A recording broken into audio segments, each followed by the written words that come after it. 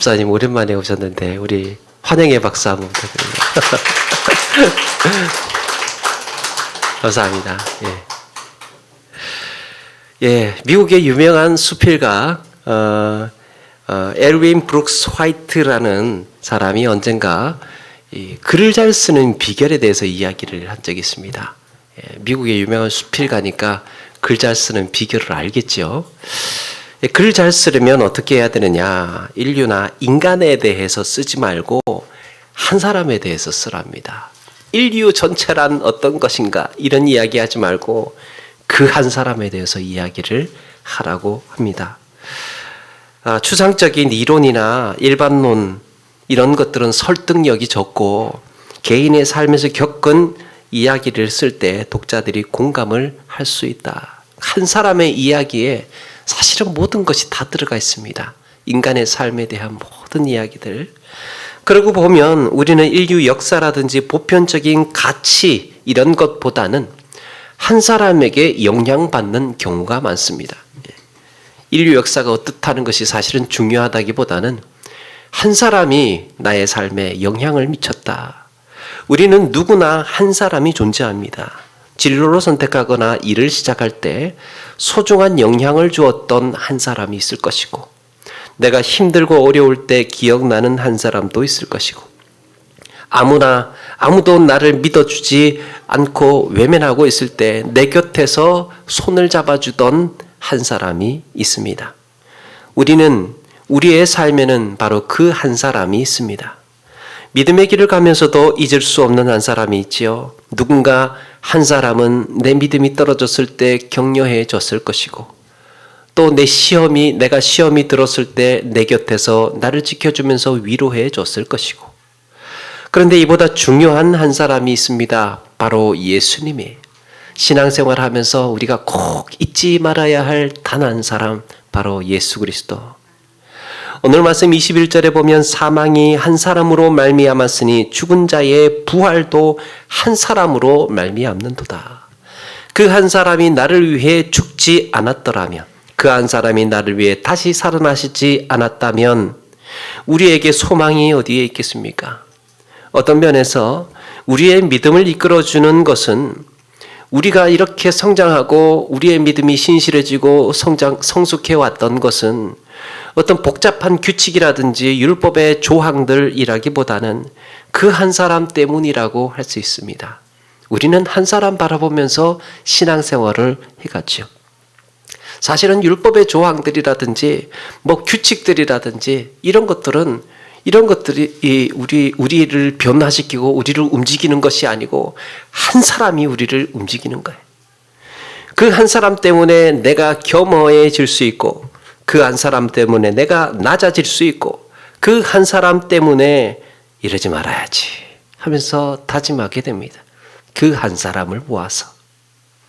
고린도 교인들이 교만하고 욕심으로 넘쳐나고 세상 생각으로 믿음의 길을 가려고 했던, 세상의 상식으로 신앙생활을 하려고 했던 이유는 그 한 사람을 잊었기 때문입니다. 예수님의 부활이 우리와 상관없다고 했던 고린도 교인, 예수님의 부활이 우리와 무슨 상관이냐? 그들을 향해서 사도 바울이 뭐라고 합니까? 부활이 없다면 우리 믿음도 헛것이고 너희가 여전히 죄 가운데 있을 것이고 그리스도 안에서 잠자는 자도 망하였으리라. 너희들 말대로 부활이 없다면 모든 사람 가운데 우리가 더욱 불쌍한 자라. 부활이 없다면 도대체 우리가 무엇을 믿는 것이냐? 거칠게 몰아붙이는 바울은 다시 마음을 추스르고 중요한 진실 한 가지를 이야기해 줍니다. 그리스도와 나 사이에 어떤 공식, 어떤 문법이 작용하는 것인가? 예수 그리스도와 나 사이에 어떤 관련이 있는가? 여기에 우리가 주목해야 할 한 구절이 있습니다. 20절에 그리스도께서 죽은 자 가운데서 다시 살아나서 잠자는 자들의 첫 열매가 되셨도다. 예수님의 부활이 우리와 관련되기 위해서 매우 중요하게 소개되고 있는 하나의 표현, 첫 열매. 예수님의 부활이 나와 무슨 상관이 있냐? 그것을 이어주는 하나가 첫 열매라는 거예요. 이 첫 열매라는 헬라어 단어가 아파르케라는 단어인데요. 첫 열매라고 하면 첫 번째 열매 이렇게 두 단어가 나와야 될 것 같은데 아파르케 이렇게 하나의 단어, 고유 단어로 존재합니다. 이 고유한 하나의 단어라는 것을 우리가 염두에 두고 기원전 300년, 예수님이 오시기 전에 300년 전에 알렉산더가 헬라 문화를 이루어 놓고 난 다음에 이제 70인경이라는 헬라어 성경이 등장을 합니다. 예수님 오시기 전에 300년 전에 벌써 헬라어 성경이라니, 그 성경은 구약 성경을 헬라어 성경으로 번역한 책이에요. 그게 70인경이라고 합니다. 그런데 이 70인경에 보면 구약 성경을 헬라어로 번역을 했으니까 이제 헬라어로 그렇게 기록이 됐겠죠. 70인경 출애굽기 23장 19절에 이렇게 말씀합니다. 우리 한글 성경에도 동일한데 네 토지에서 처음 거둔 열매에 가장 좋은 것을 가져다가 너의 하나님 여호와의 전에 드릴지니라. 여기에 처음 거둔 열매라는 단어가 길지 않습니까? 처음 거둔 열매. 그런데 이 단어를 하나로 표현하고 있습니다. 아파르케, 첫 열매, 처음 거둔 열매. 지금 사도 바울이 예수님의 부활을 첫 열매라고 표현한 것은 구약 성경에 처음 거둔 열매를 염두에 둔 표현이에요. 예수님께서 첫 열매를, 예수님의 부활이 첫 열매다라고 말하는 것은 사도 바울이 성경 처음 시작하면서부터 등장하는 처음 거둔 열매, 그걸 염두에 두고 하는 말입니다. 예수 그리스도의 부활을 이해하는데 첫 번째 열매, 이것은 매우 중요한 포인트입니다. 따라서 예수 그리스도를 표현하는 가장 상징적인 의미가 있다면 첫 열매의 규칙입니다. 예수님을 표현하는 상징적인 것, 첫 열매의 규칙. 그리고 첫 열매는 예수님의 부활이 우리와 관련이 있다는 것을 증명하는 가장 적절한 비유입니다. 그렇다면 성경 전체를 관통하는 하나의 단어, 첫 열매, 아파르케. 성경 전체를 꿰뚫고 있는 첫 번째 열매. 과연 하나님과 우리를 어떻게 이 첫 열매가 연결시켜 주고 있는가? 첫 열매가 가지는 의미가 무엇인가? 이 사도 바울이 예수님의 부활을 첫 열매로 표현을 하면서 우리에게 어떻게 적용을 했을까? 이걸 한번 오늘 같이 한번 나누어 보려고 합니다.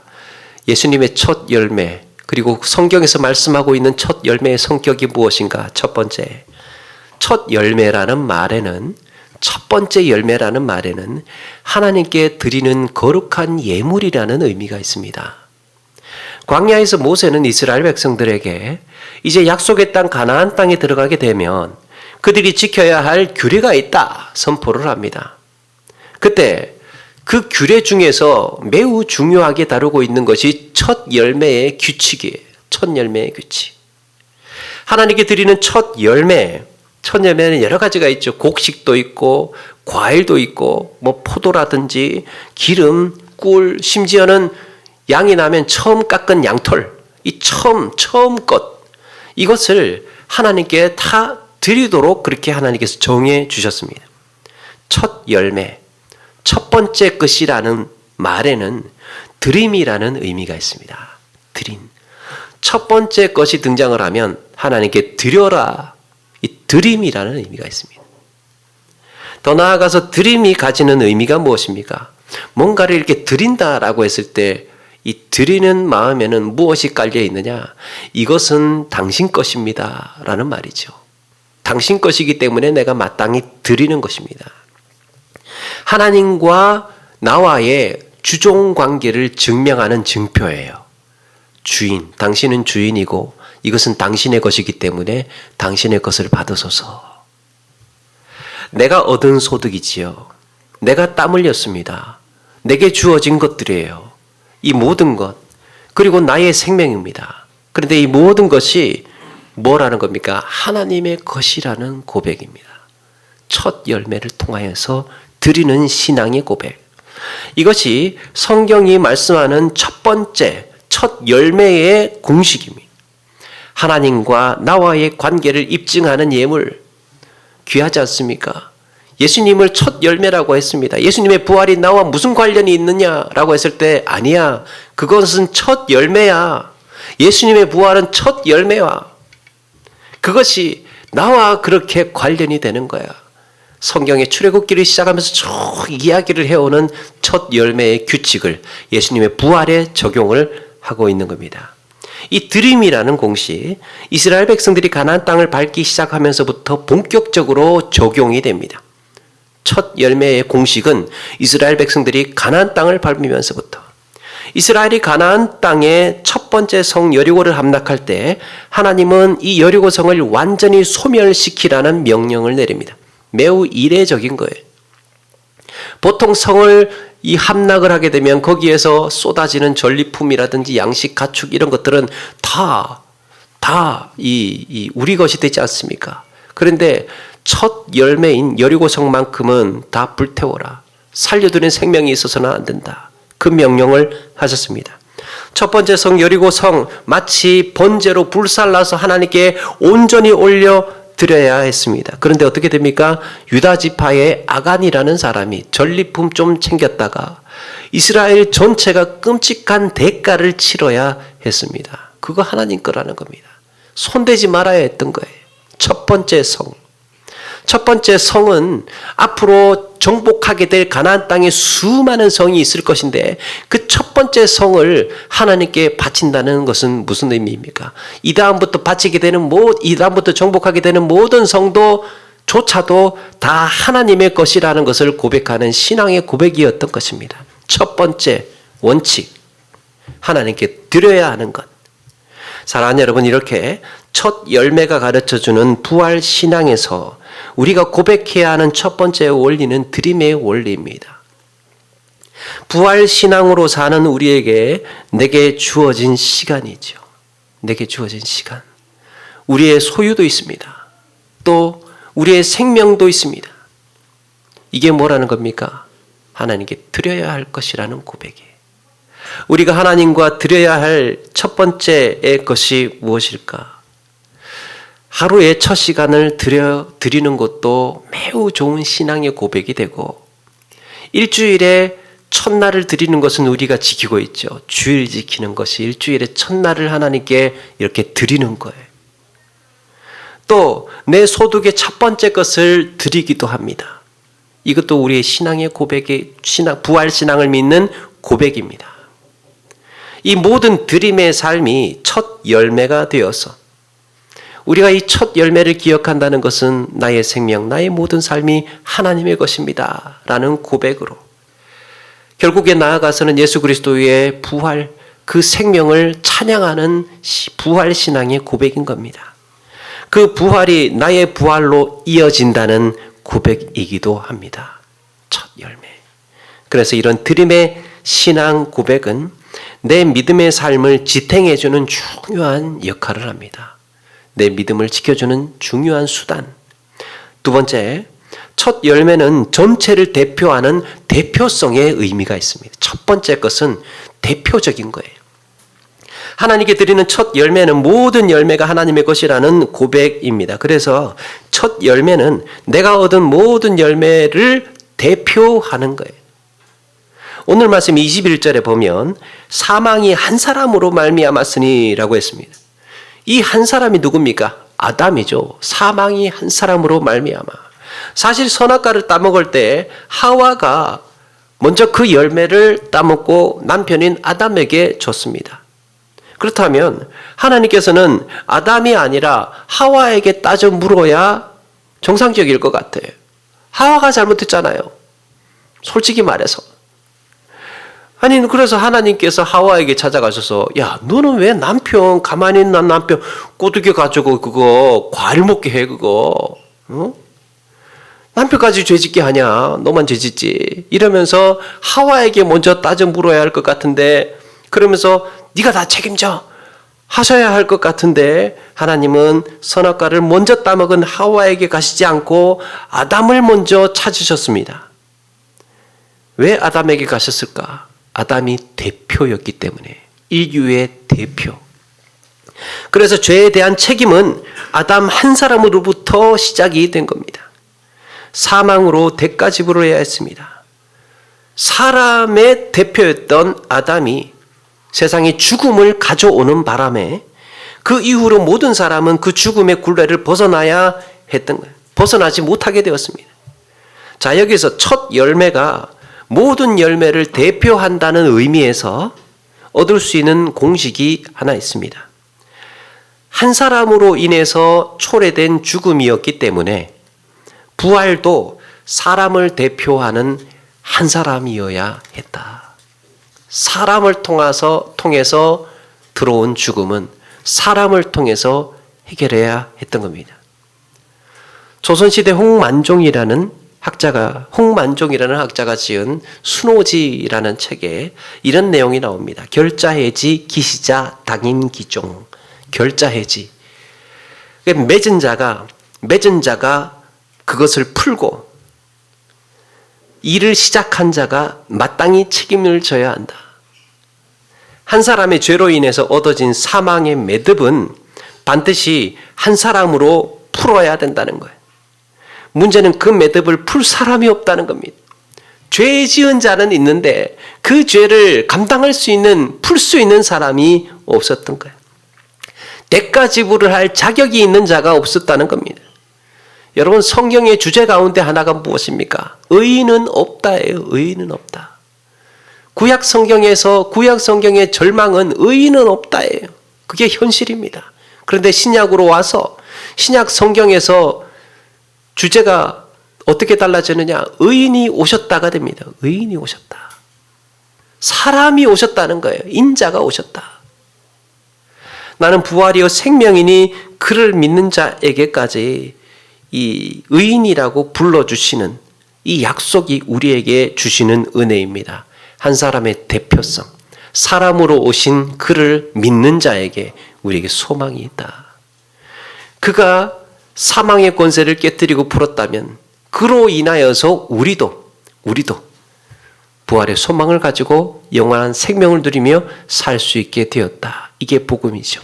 한 사람의 대표성으로 인하여서. 그래서 부활신앙을 고백하는 우리의 삶에서 드러나야 할 아름다운 모습이 있습니다. 부활신앙을 믿는 우리 신앙의 삶의 모습에 드러나야 되는 아름다운 모습이 한 가지가 있는데요.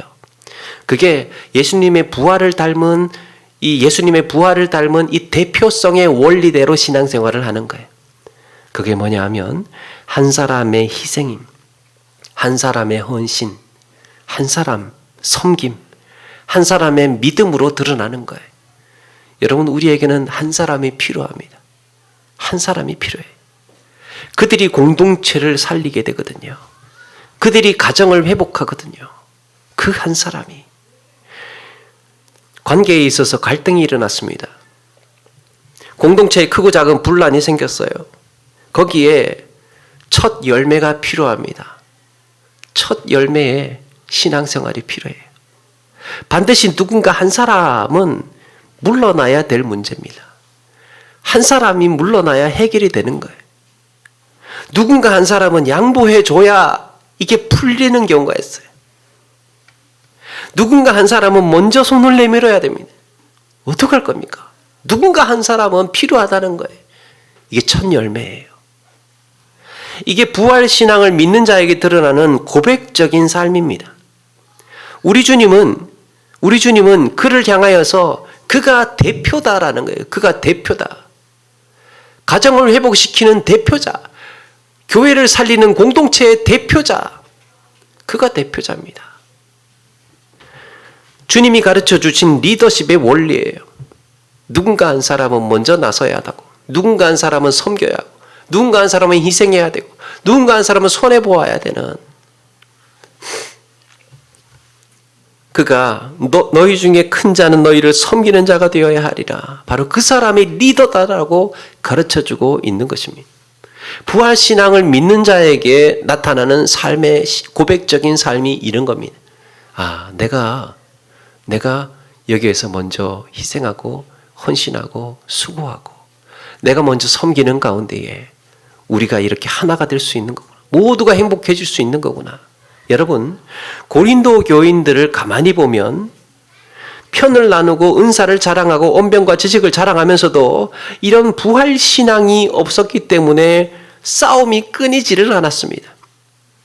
고린도 교인들의 부재는 부활 신앙이 없었다는 거예요. 바울파 사람들이요, 바울파, 게바파, 아볼로파 이렇게 나누지 않았습니까? 그런데 예를 들어서 바울파에 있던 사람들이 아볼로파 사람에게 가서, 그래, 아볼로 선생님 참 좋고 우리 교회에 정말 필요하신 분이야. 그래도 우리가 주님 안에서 한 가족 아니냐. 그래도 우리가 주님 안에서 한 가족이지. 이 한마디 먼저 하는 사람이 없었어요. 이 한마디 하는 사람이 필요했던 거예요. 부자들이 음식을 가져와서 만찬을 나누고 있었죠. 그때 그냥 자기들끼리 가지고 온 음식이라면서 그냥 자기들끼리 먹고 마시고 있었습니다. 그때 그 부자들 중에 아니 우리 조금만 기다리자. 조금 있으면 저녁 못 먹고 올 사람들도 있을 건데 우리가 먼저 먹고 나면 쓰나 그 사람들 집에 가면 저녁 먹을 것도 없을 텐데 같이 먹어야지. 우리가 믿는다고 하면서 이 정도도 못하면 어떻게 부활 신앙을 고백하는 성도라고 할 수 있겠느냐. 우리 조금만 기다리자. 이 한마디 하는 부자가 없었다는 거예요. 믿음이 약한 자가 은사가 없는 자를 배려하는 사람이 없었다는 게 부활 신앙이 없는 고린도 교인들의 문제였습니다. 한 사람 나서지를 않았고 한 사람 물러서지를 않았고 한 사람 양보하는 사람이 없었다는 겁니다. 부활 신앙이 없으니까 이렇게 되는 거예요. 여러분, 고린도 교인들이 그뿐만 아니죠. 서로 다툼이 일어나서 세상 법정까지 가게 됐습니다. 여기에 한 사람도 물러서거나 용서를 구하고 자기 잘못을 인정하는 사람이 없었습니다. 자신의 잘못이 아니라 하더라도, 이 중요하죠. 자신의 잘못이 아니라 하더라도 그로 인해서 일어나게 될 더 큰 문제를 생각해서 때로는 참아야 할 때도 있고 기다려야 할 때도 있습니다. 공동체의 평안을 위해서 내가 먼저 한번 희생하고 손해보아야 할 때가 있습니다. 그러면 더 이상 문제가 불거지지 않고 아픔이 더 커지지 않고 흘러갈 때가 있습니다. 이것이 부활 신앙을 믿는 큰 자의 일이에요. 큰 자의 일. 사랑하는 여러분, 예수님께서 첫 열매가 되셨다는 것은 단순히 부활의 은혜만을 주신 것이 아니라 예수님의 부활 사건이 뭐라 그랬습니까?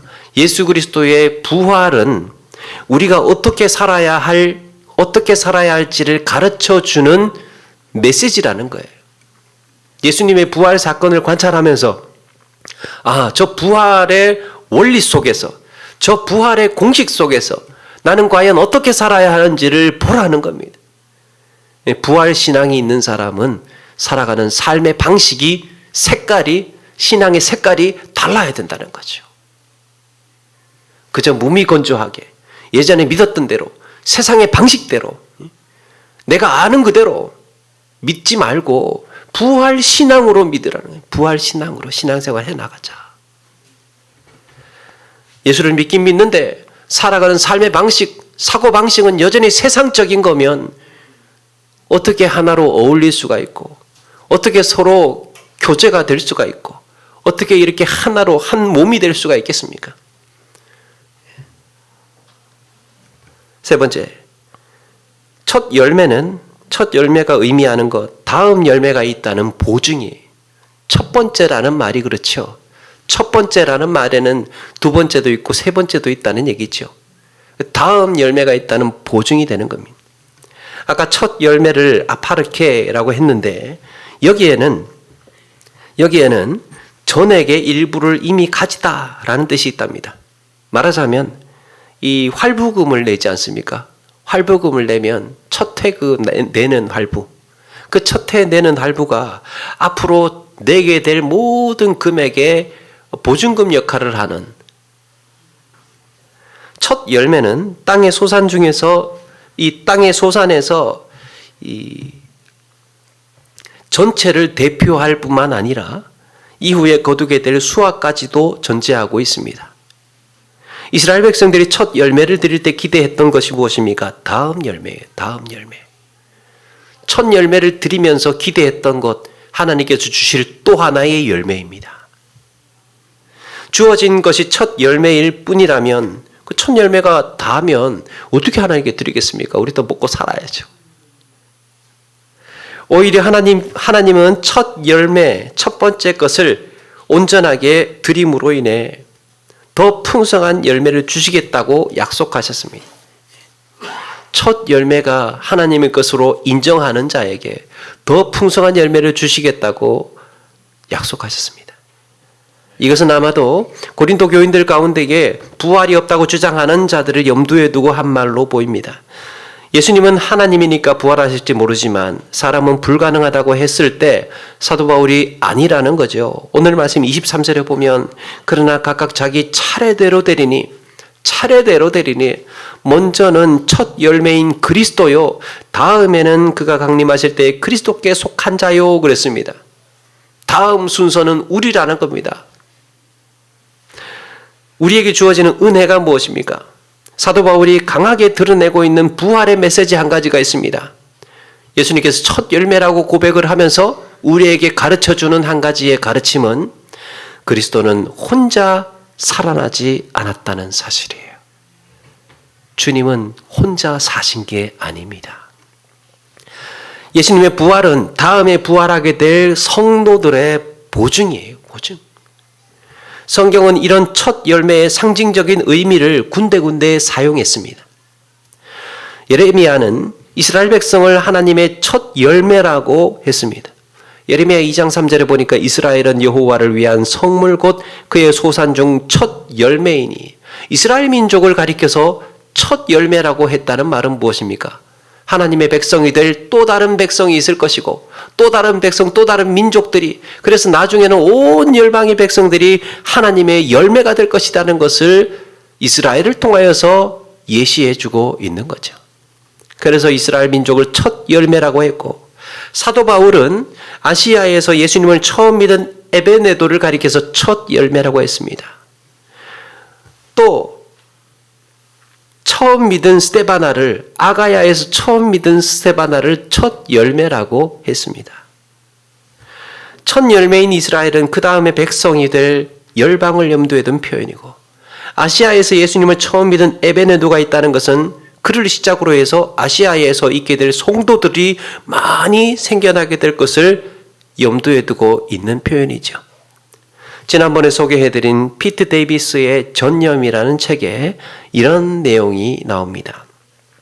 사실 어떤 특정한 곳에서 보편성을 찾을 수 있는 경우가 많다. 가령 힙합은 가수와 연결된 특정 장소, 특정 사람에 대해서 노래하지만 전 세계 리스너들의 공감을 불러일으킨다.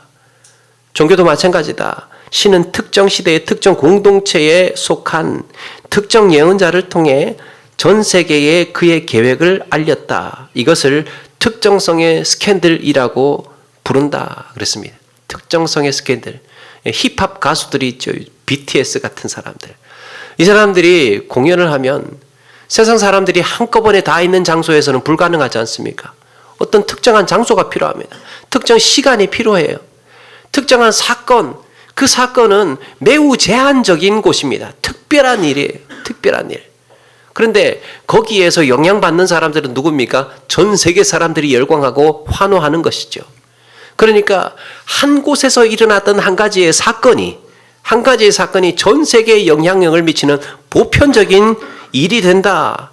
영향을 미친다라는 것을 신학적인 용어를 끌어와서 이분이 특정성의 스캔들이라는 표현을 썼습니다. 이거는 유명한 신학자 월터 브루그만이라는 사람이 특정성의 스캔들이라는 말을 썼는데요. 그가 하는 말은 특정 시간, 특정 장소에서 일어난 하나의 사건이 이후에 모든 시대와 모든 세계에 영향을 미친다는 거예요. 하나님께서 일하시는 방식은 이런 거라는 겁니다. 예수님의 부활에 말하자면 예수님의 부활 사건을 온 세계 사람들이 보도록 늘 항시 널어놓지를 않았다는 거예요. 또 이 노아의 방주 사건이 어떻습니까? 노아의 방주가 이 계속해서 때마다 매 해마다 일어나면 안 믿을 사람이 누가 있습니까? 죽었다가 살아난 기적을 매 때마다 매 장소에서 다 보여주면 안 믿을 사람이 누가 있습니까? 그거는 믿음이라고 이야기를 하지 않죠. 믿는다라고 말하지 않고 그거는 그냥 현실이라고 이야기를 하는 거예요. 믿을 이유도 없는 겁니다. 그런데 하나님은 어떤 방식으로 일하시느냐? 정해진 시간, 정해진 장소에서 특정 사건을 통하여서 전체에 영향을 미칠 수 있도록 하나님께서 일하신다는 겁니다. 월터 브루그만이 이야기한 스캔들이라는 말은 상식적이지 않다는 거예요. 상식적이지 않은 일로 인하여서 상식을 뒤집는 사건들로 인하여서 하나님께서는 이걸 한번 보여주시고 온 인류, 오고 오는 모든 세대에 또 온 세상의 사람들이 그 하나의 특정 지표 사건을 보고 믿으라는 겁니다. 믿으라는 거예요. 여러분 여기에 대표적인 사건이 무엇입니까? 가장 결정적인 사건이 무엇입니까? 예수님의 부활이에요. 부활. 일어날 수 없는 일입니다. 일어날 수 없는 일. 그런데 구약 성경에서 수많은 선지자들과 수많은 사람들이 말씀을 통하여서 이 부활을 집중하고 바라보고 예고해 오고 있었습니다. 그 사건 하나가 주님 다시 오실 날 영원한 종말에까지 영향력을 미치는 한 가지의 사건이라는 겁니다. 많이 있을 필요가 없다는 거죠. 여러분 여기서 알게 되는 부활 신앙의 원리 한 가지가 있습니다. 그게 마중물의 원리예요. 한 사람으로 인하여서 한 사람의 행동으로 인하여서 얻게 될 파장, 영향력. 그래서 여러분 나 하나의 말 때문에 파급될 효과, 나 하나의 행동으로 인해서 번져나가게 될 영향력. 내가 잘 되어야 내 주변에 있는 사람들이 잘 될 가능성이 큽니다. 그렇지 않습니까? 영향력이에요. 내가 잘 되어야 나와 관련된 내 주변에 있는 사람들이 잘 될 가능성이 큽니다. 내가 신앙이 바로 서야, 내 신앙이 잘 똑바로 바로 서야 그걸 보고 있는 내 주변의 가족들이며 내 가까이에 있는 사람들이 신앙이 바로 서게 될 가능성이 크다는 거예요. 영향력의 역할입니다. 첫 열매처럼 한 사람이 필요합니다. 부활신앙을 믿는 사람은 바로 이 한 사람에 대한 의식을 가지고 있어야 된다는 거예요. 우리 주님은요, 지금도 그 한 사람을 찾고 계십니다. 누가 먼저 엎드릴래? 누가 먼저 순종할래? 누가 먼저 섬길래? 누가 먼저 물러설래? 누가 먼저 손 내밀래? 내가 지금 찾고 있는 사람은 그 한 사람이다.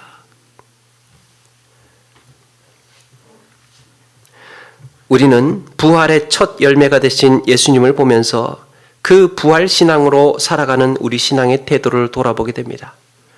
함석헌 선생님의 그대 그런 사람을 가졌는가라는 유명한 시가 있죠. 거기에 제가 조금 소개를 해드리면 말리길 나서는 길 처자를 내맡기고 맘 놓고 갈 만한 그 사람을 그대는 가졌는가. 온 세상이 다 나를 버려 마음이 외로울 때도 저 마음이야 하고 믿어지는 그 사람을 그대는 가졌는가. 탔던 배 꺼지는 순간 구명대 서로 사양하며 너만은 살아다오 할 그 사람을 그대는 가졌는가. 불의의 사형장에서 다 죽여도 너희 세상 빛을 위해 저만은 살려두거라 일러줄 그 사람을 그대는 가졌는가. 잊지 못할 이 세상을 놓고 떠나려 할 때 저 하나 있으니 하며 빙긋이 웃고 눈을 감을 그 사람을 그대는 가졌는가. 이 시를 들여다보면서 저는 우리 주님이 생각이 납니다. 우리 주님께서 세상에 남기려고 했던 또 하나의 열매가 바로 나라는 생각을 하게 되었습니다. 너만은 제발 살아다오 했던 그 사람, 다 죽여도 너희 세상 빛을 위해 저만은 살려두거라 했던 그 한 사람, 주님께서 이 세상을 두고 떠나실 때 저 하나 있으니 하고 믿어주었던 그 한 사람, 우리 주님께서 이 땅을 놓고 떠나실 때 너를 내가 두고 간다. 너를 내가 두고 간다. 너는 나의 또 하나의 열매야. 그러니까 나는 너를 믿으니까 네가 이 세상에서 빛과 소금이 되어라. 영향력 아닙니까? 나 하나의 말과 나 하나의 행동이 수많은 사람들에게 번져나가게 될 영향력을 우리 주님께서는 나를 지명하시면서 기대하시면서 그렇게 떠나셨던 것입니다. 바로 그 한 사람이 우리가 되어야 할 줄로 믿습니다. 부활 신앙을 믿는 우리는 바로 그 한 사람의 고백이 있어야 되는 거예요. 주님께서는 우리에게 복잡한 율법 가르쳐 주시지 않았고, 주님께서 우리에게 이 복잡한 조항이 어떻게 살아야 되는지를 나열하시지 않았습니다. 예수 그리스도 한 분 딱 보고, 자, 나의 십자가와 부활을 보고 네가 어떻게 살아야 할 것인지를 보라는 거예요. 주님께서 맡기신 가족이 있고, 주님께서 믿고 맡기신 교회가 있습니다. 부활 신앙을 가진 자로서 내가 살아야 할 한 사람의 문법은 무엇인가?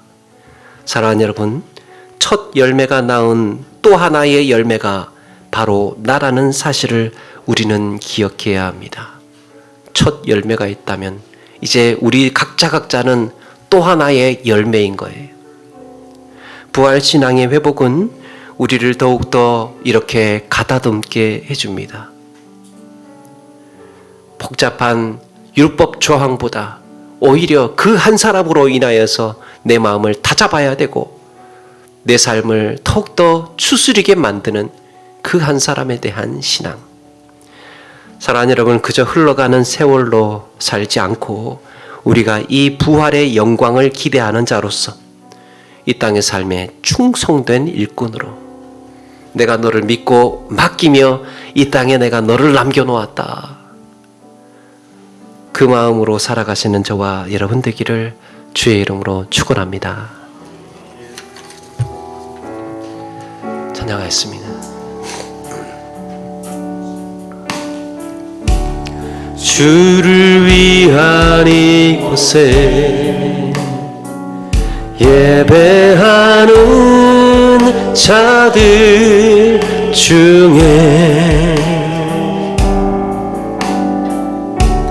주가 찾는 이 없어 주님께서 슬퍼하시. 우리 찬양하면서 준비한 예물 드리겠습니다. 주님이 찾으시는 그 한 사람, 그 예배자, 내가 그 사람 되기 간절히 주께 예배하네. 주 은혜로 이곳에 서 있네. 주 임재에